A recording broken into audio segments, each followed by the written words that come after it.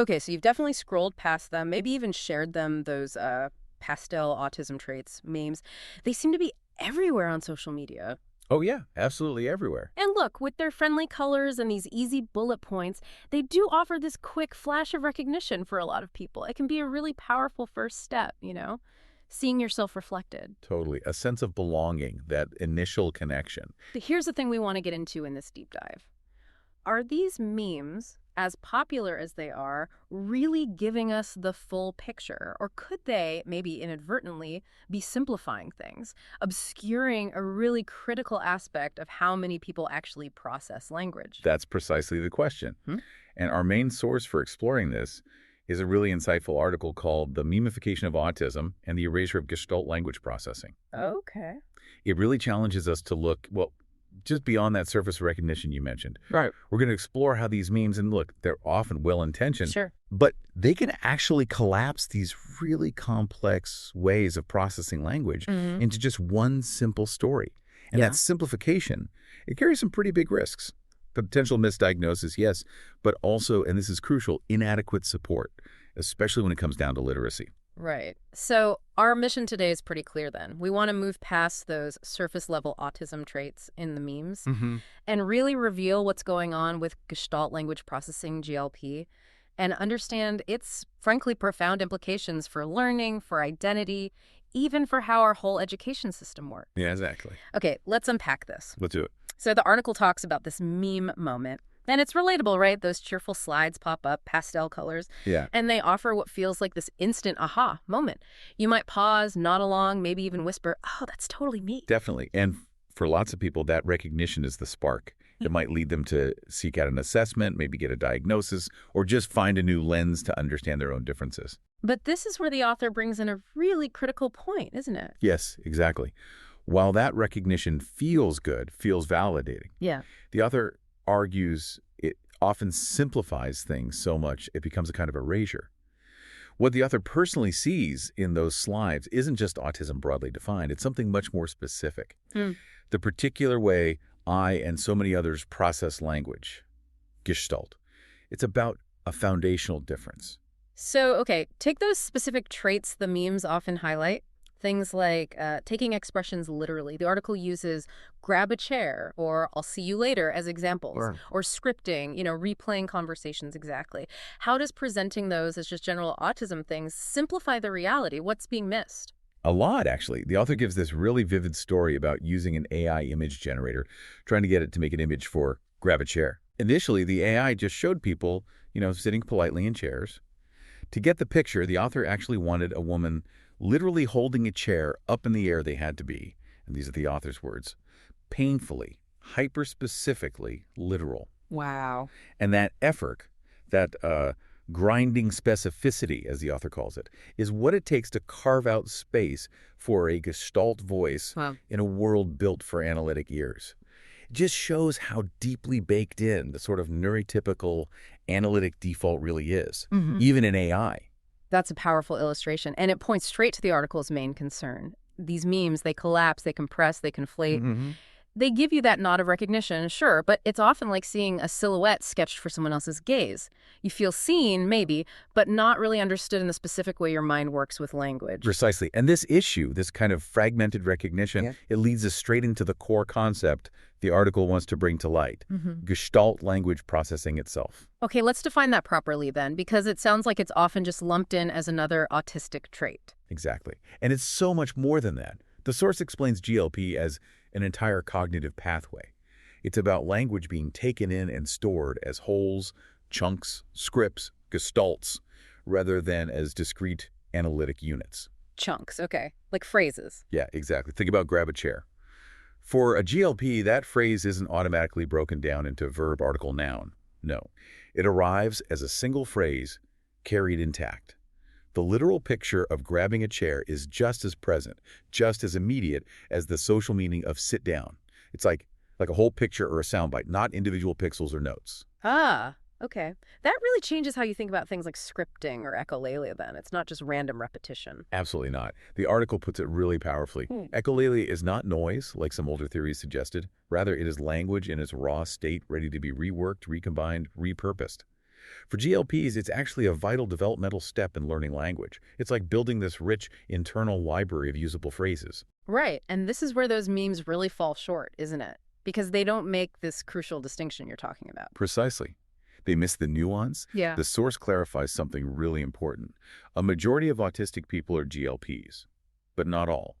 Some autistic people are analytic processors, ILPs, who do break language down linearly, word by word. Okay, so it's not a one-to-one correlation. Not at all. And conversely, while most neurotypical people are ALPs, the article points out there is a significant minority of GLPs among them too, especially those who are later diagnosed with so-called specific learning disabilities. Interesting. So the big takeaway here, GLP is not a synonym for autism. It's a distinct processing style that exists across different diagnostic groups. It affects way more people than just those on the autism spectrum. What's fascinating here is just how widespread this might actually be. Yeah, absolutely. And this blurring, this conflation that happens in the memes, it has really serious real-world consequences. Huge consequences. Because if you fuse autism and GLP together, people might never learn to see their literacy struggles, their memory strategies, their relationship with reading and writing as anything other than autistic traits. Right. The article says this miseducates them about themselves. It basically erases the possibility of understanding themselves with clarity. They end up with this label that kind of fits but doesn't truly explain the why behind their experiences. And that leads us right into this hidden crisis area. Yeah. The connection to literacy. Okay. For someone who processes language as gestalts, being taught to read and write through analytic-only methods is like being given the wrong key and told to keep jiggling it in the lock until the door opens. Wow, that's a stark image. Isn't it? The source explains that basically the entire structure of schooling assumes the analytic route. Phonics first, letters make sounds, sounds make words, words make sentences. The standard way. The standard way. And if you're an ALP, great, that often works. But if you're a GLP, you're kind of left stranded, trying to force your square peg processing style into this round hole of instruction. That sounds incredibly frustrating. Can you maybe detail some of the specific impacts the article mentions for GLPs trying to learn in that traditional way? Sure. The article describes how GLPs might memorize wholes, like entire sentences or paragraphs, and repeat them with perfect intonation, perfect prosody. Okay. And yet comprehension slips through your fingers. They might get labeled as a word caller or a non-fluent reader, but, and this is the key point the article makes, the truth is simpler. You were never taught literacy in a way that matched your pathway. So it's not about ability, it's about the method. Exactly. It's a fundamental mismatch between how they learn and how they're being taught. And this mismatch, it sounds like it's actually being made worse by some current educational trends. It seems so. The source points out that many speech therapists still work from the assumption that GLPs are simply broken ALPs. Oh. Yeah. So the goal becomes trying to normalize us into theirs, pushing analytic strategies through intensive drilling. And then you have the whole science of reading movement, which often heavily emphasizes phonics first. Right, that's huge right now. It is. And within that framework, the article argues there is no space to name GLPs as real. Instead, GLP ways of operating are often framed as deficits that just need the right kind of structured literacy program to fix them. It completely overlooks the potential harm of forcing one processing system into the mold of another. And the potential scale of this, it's kind of staggering. The article notes that the United States, a nation with a vast but unacknowledged GLP population, also sits stubbornly at a 6th grade average reading level. It's a provocative correlation, isn't it? It really makes you think. It raises this huge question for you, listener. If even 40% of the population are Gestalt processors, and that's a figure sometimes suggested, then 40% were never taught according to their own pathway. I mean, imagine the ripple effect of that. It's massive. So what does this actually mean for individuals who've gone through this? Well, it means, as the author really powerfully concludes, that the memes might name the traits, but never the consequences. They don't explain why you couldn't read the way they wanted you to read. Right. And this leaves adults believing their literacy struggles are just another autistic flaw, rather than the predictable result of being taught against the grain of their mind. It becomes this internalized failing, rather than a systemic one. Yeah, that meme logic really shapes the internal narrative, doesn't it? Instead of thinking, hey, I was never taught in a way that worked for my brain, the story becomes, I'm autistic, so I'm just bad at literacy. Exactly. And the article calls this a subtle but devastating shift, because the blame lands squarely on the person, not on the system that refused to meet them where they were. It's actually quite heartbreaking when you think about all those students, like you said, just jiggling the wrong key year after year. Never knowing the lock needed a different kind of key altogether. Yeah. And in the education system itself, GLPs don't really show up on paper as GLPs, do they? Rarely, if ever. Not in official documents like IEPs, individualized education programs. Instead, they often get categorized under a much broader umbrella, like specific learning disability. So the real picture is hidden. Pretty much. The article says you have to really dive deep into the psychoed reports, those big psychological and educational evaluations, comb through the subdis scores, and piece together the pattern. And what is that pattern? The source highlights things like difficulty with nonsense words and reading tests, those jagged scores that mark verbal processing deficits, and often writing is the last domain of literacy to fully develop.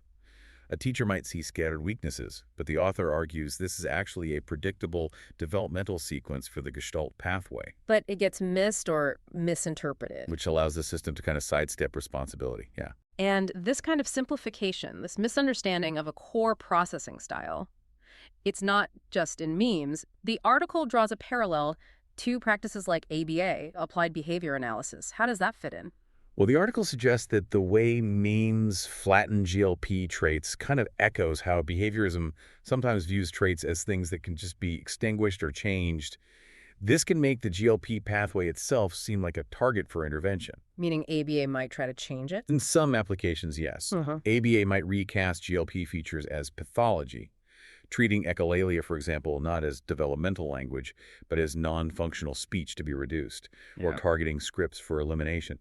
It goes beyond simplifying. It can become an active attempt to reshape how someone processes language. And the article stresses the harm in that approach. Absolutely. It says quite starkly, what gets extinguished is not a behavior, but a future. Wow. Forcing a GLP through purely analytic drills, the article compares it to being trained to dismantle a song note by note and then asked to reassemble it into music. The flow, the meaning, the gestalt, it's lost. And this isn't some minor issue affecting a few people. Not at all. The article argues this is not a niche harm. Given that many autistic people are GLPs, and a significant number of neurotypicals might be too, this affects a fundamental human pathway into language. It risks stifling a natural route to communication. Okay, so if we understand all this, if we recognize GLP, what does reframing look like? How should we approach this differently? Well, the article insists we need to stop seeing GLP traits, the literalism, the scripting, the echolalia as deficits. They aren't problems to be fixed. Instead, they are communication strategies from a Gestalt pathway, legitimate, historic, coherent, and deserving of respect. So viewing them as the raw materials. Exactly. Valuable raw materials for a mind that builds language differently. And this raises a really important question about how we actually teach literacy. Right. If we take that seriously, the implications for teaching reading and writing must be huge. Immediate and profound. The article states clearly, Gestalt processors require a different scaffolding. We need to start with chunks, not foams. We recombine, not decode. So working with the grain, not against it. Precisely. Allowing the pathway to unfold in its own order, rather than trying to force it down an analytic track it's not built for. That's how you foster real communication and literacy, on terms that actually work for that individual mind. It makes so much sense when you put it like that. So ultimately, the article's view on the memes is what? Helpful starting point, but limited. Yeah, exactly that. Memes, at best, could be a starting point, sparks of recognition that lead to deeper understanding, but they cannot be the end point. They can open a door. But they're not the whole house. Nicely put, they're not the whole house. And look, we should acknowledge the initial spark from social media. That recognition is real. It is valid for many people. That feeling of, oh, I'm not alone is incredibly powerful. Absolutely. That belonging matters. But, as the source clearly states, recognition alone is not enough. Diagnosis is not enough. What's really needed is practical change. Literacy that honors our pathways, pedagogy that meets us where we are, language that affirms how our minds actually work. Without that deeper understanding and action. The memes risk miseducating. They risk leaving people with an incomplete, maybe even a harmful, story about who they are and why they struggle with certain things. Yeah. So we really want to invite you, our listener, to think about that deeper story here. The one that goes beyond the easy memeable traits and focuses on Gestalt language processing as this distinct, valuable way of experiencing language and the world. If the memes were maybe the doorway for you or someone you know. Then let this conversation, this dive into GLP, be the next room you step into. Yeah. And stepping into that deeper understanding, it naturally opens up some even broader questions, doesn't it? About how we see difference in general. Yeah. So maybe here's a final thought for you to mull over, something building on what we've discussed. If our understanding of something as basic, as fundamental as how we process language can be so easily shaped, maybe even flattened, by algorithms and simplified memes, what other crucial aspects of human diversity, of individual experience, might we be unknowingly erasing or oversimplifying? And, what's the real cost of that to education, yes, but also just to self-understanding? That is a really profound question to sit with. A lot to think about there. Thank you for joining us on this deep dive today. As always, we encourage you to keep exploring, keep questioning with a critical and curious mind.